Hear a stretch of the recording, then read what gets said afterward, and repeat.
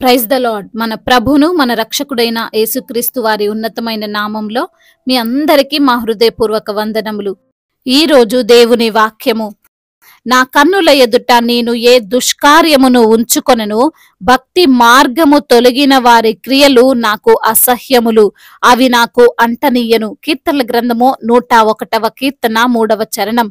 I will not look with approval on anything that is while, I hate what faithless people do. I will have no part in it.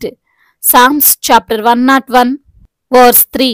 ఈ రోజుకు గాను దయగల దేవుడు మనకు అనుగ్రహించిన వాక్య భాగమును బట్టి ధ్యానించుకుందాము.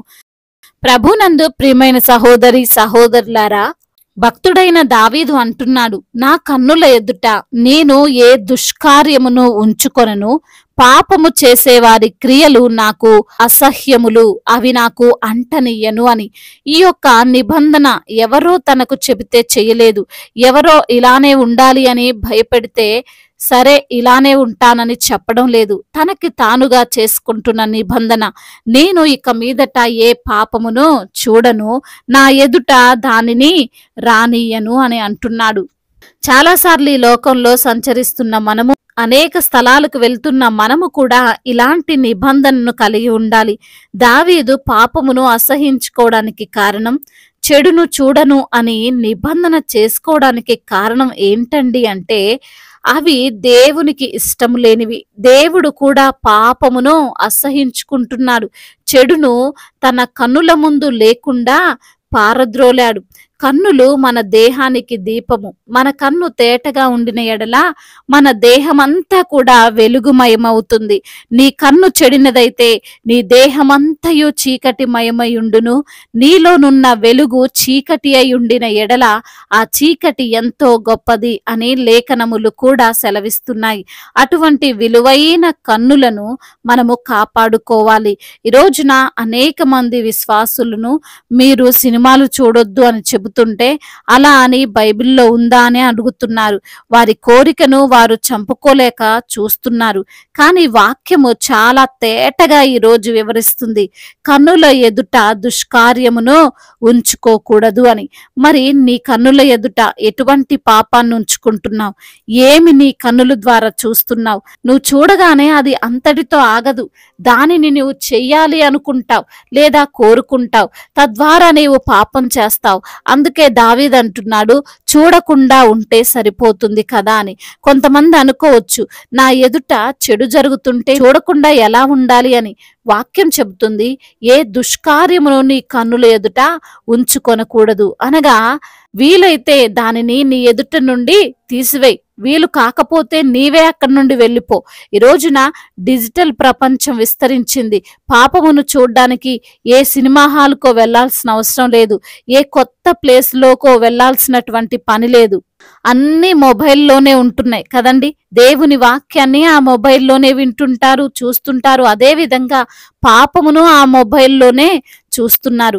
ఈ యొక్క సందర్భంలో నీ చేతుల్లో నిర్ణయం ఉంది. నీవు కావాలి అంటే ఆ పాపం చూడకుండా ఆగవచ్చు. నీ కన్నుల ఎదుటి నుండి దాన్ని నువ్వు తొలగించవచ్చు. కాబట్టి ఆ పని చెయ్యి. ఆత్మీయంగా ఎదగడానికి, నీ అవసరాలు తీర్చబడడానికి మొబైల్ని యూజ్ చేయడం తప్పవ్వదు. పాపము కోసం దానిని వాడినప్పుడే అది తప్పవుతుంది. ముఖ్యంగా పిల్లలకు మొబైల్స్ ఎట్టి పరిస్థితుల్లో ఇవ్వద్దు. వారు చాలా ఈజీగా ప్రేరేపింపబడతారు. బిల్లీ గ్రహం గారు గొప్ప సువార్థికుడు. అటువంటి వ్యక్తి ఒక నిబంధన ఏర్పరచుకున్నాడు. అదేమిటంటే, తన యొక్క జీవితంలో ఎప్పుడు ఏ ఒక్క మహిళతో ఒంటరిగా మాట్లాడకూడదు అని. తన చుట్టూ ఎప్పుడు ఎవరో ఒకరు ఉంటారు, ఆ సమయంలో మాట్లాడతాడు. గాని ఒంటరిగా ఉన్నప్పుడు ఎవరికి ప్రార్థన చెయ్యడు, మాట్లాడు. ఆ విధంగా పాపము ఆయనలోకి ప్రవేశించకుండా జాగ్రత్త పడ్డాడు. దేవుడు చాలా సుస్పష్టంగా ఈ రోజు సెలవిస్తున్నాడు, దుష్కార్యమును నీ నుండి నీవు తొలగించుకోవాలి, దానిని నీవు అసహించుకోవాలి. పాపము చేసేవారిని కాదు ద్వేషించేది, వారు చేసే పాపపు క్రియలను ద్వేషించాలి. వాటిని మనకు అంటనివ్వద్దు. ఈ రోజున ఈ మాటలు వింటున్న ప్రియమైన సహోదరి సహోదరులారా, దేవుడు నీతోనే మాట్లాడుతున్నాడు. నీ జీవితంలో నీవు అభివృద్ధి పొందాలి అంటే, నీవు క్షేమంగా ఉండాలి అంటే, నీపైన నిందలు రాకుండా ఉండాలి అంటే, నీవు నీ కన్నుల ఎదుట పాపాన్ని ఉంచుకోకూడదు.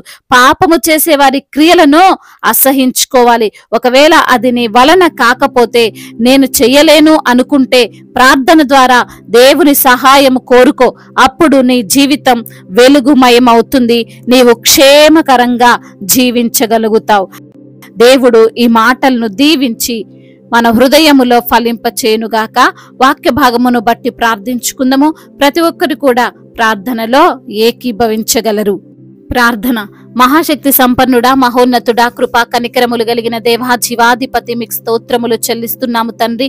నీవు గొప్ప దేవుడవు, అద్భుతాలు చేయువాడవు, ఆశ్చర్యకరుడవు ప్రభువా. నా కన్నుల ఎదుట నేను ఏ దుష్కార్యమును ఉంచుకొనను.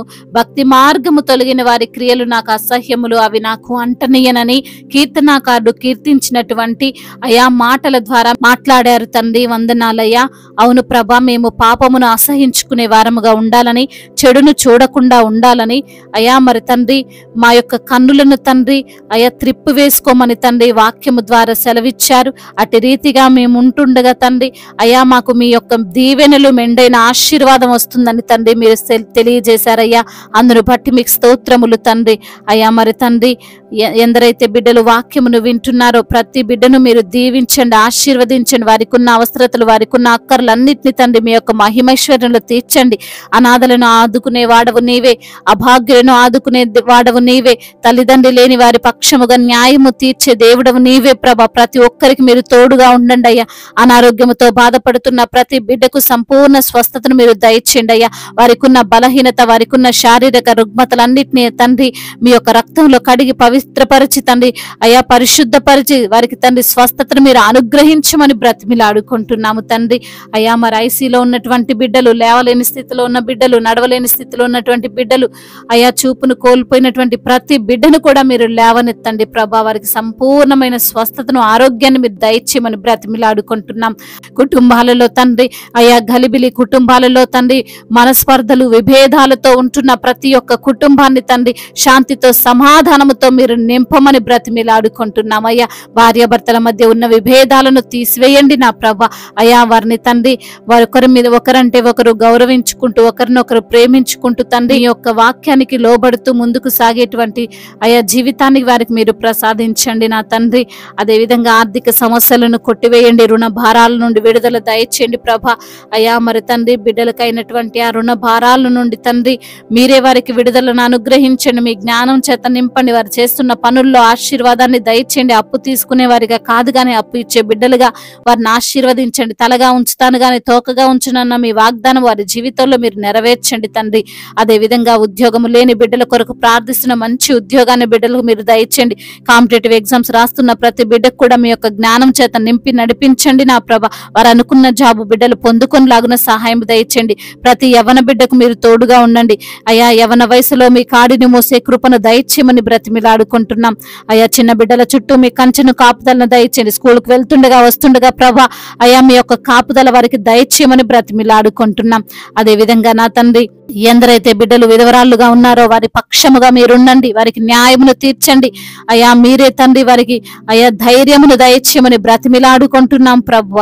అదే విధంగా నా తండ్రి కోర్టు సమస్యలు అయా, భూతగాథ సమస్యలు అన్నిటి నుంచి కూడా విడుదల దయచేయండి. న్యాయాధిపతివైన దేవుడవు తండ్రి వారికి తగిన న్యాయమును మీరే జరిగించమని బ్రతిమిలాడుకుంటున్నాం. దేశాన్ని, అధికారులను మీరు దీవించండి. మా భారతదేశమును సమాధాన దేశముగా, ప్రేమ కలిగినటువంటి దేశముగా, ఎటువంటి గొడవలు, ఎటువంటి అల్లర్లు లేనటువంటి దేశముగా అయా మా భారతదేశమును మీరు నిలవబెట్టండి, సమాధాన పరచమని బ్రతిమిలాడుకుంటున్నాం. అధికారులకు మీ యొక్క జ్ఞానాన్ని దయచేయండి. సువార్థికులను మీరు దీవించండి అయా. వారికి తండ్రి అయా మీ యొక్క జ్ఞానం ఇచ్చి, మీ యొక్క ధైర్యం ఇచ్చి ముందుకు నడిపించండి అయా. అనేక ఆత్మలు నశించిపోతుండగా ప్రభా వారికి తండ్రి మీ రక్షణ సువార్తను ప్రకటించడానికి తండ్రి అయా మీరే వారి యొక్క అయా మీరే వారితో ఉండి నడిపించండి. పరిశుద్ధాత్మ దేవా మీరే వారికి సహాయము దయచేయమని బ్రతిమిలాడుకుంటున్నాం తండ్రి అయా. సంఘాలను విస్తరింపచేయండి. సంఘానికి మీరు శిరస్సై ఉండమని వేడుకుంటున్నాం తండ్రి. అదే విధంగా నా ప్రభ ఇతర దేశాల్లో ఉంటున్న వారందరినీ కూడా మీరు జ్ఞాపకం చేసుకోండి అయ్యా. అయా వారు చేస్తున్నటువంటి పనులలో మీరు వారికి తోడుగా ఉండండి. ఒంటరిగా ఉంటుండగా వారిని మీరు ధైర్యపరచండి, ఆదరించండి, బలపరచమని వేడుకుంటున్నాం. విరిగి నలిగిన హృదయముతో ఎందరైతే బిడ్డలు మీ సన్నిధిలో మొరపెడుతున్నారో వారి మొరను మీరు ఆలకించి వారికి సమాధానమును అనుగ్రహించమని మా నాథుడు, సర్వశక్తిమంతుడు, సజీవుడైన నజరేయుడైన యేసుక్రీస్తు వారి ఉన్నతమైన నామములో నామంలో ఈ ప్రార్థనను అడిగి వేడుకొని పొందుకొని ఉన్నాము మా ప్రియ పరలోకపు తండ్రి. ఆమెన్. ఈ రోజు పెళ్లి రోజు మరియు పుట్టినరోజు జరుపుకున్న వారందరినీ దేవుడు దీవించి సకల మేలులతో, సకల ఆశీర్వాదములతో, కృపా క్షేమములతో, శాంతి సమాధానముతో దేవుడు మిమ్మల్ని నింపునుగాక. మీ యొక్క ప్రార్థన అవసరతలను మాకు తెలియజేయగలరు. మీ కొరకు మేము తప్పక ప్రార్థిస్తాము. మొదటిసారిగా మన యొక్క ఆదరణ వాక్యం చూస్తున్నట్లయితే తప్పకుండా సబ్స్క్రైబ్ చేసుకోగలరు. ఈ వాక్యము మీకు ఆశీర్వాదకరంగా ఉండినట్లయితే అనేకులకు కూడా ఈ వాక్యాన్ని పంపి మీరు కూడా దేవుని యొక్క రాజ్య సువార్తలో పాలిభాగస్తులు కావాలని దేవుని పేరిట మనవి చేసుకుంటున్నాను. May God bless you all. దేవుడు మిమ్మల్ని దీవించి బలపరచి స్థిరపరచునుగాక.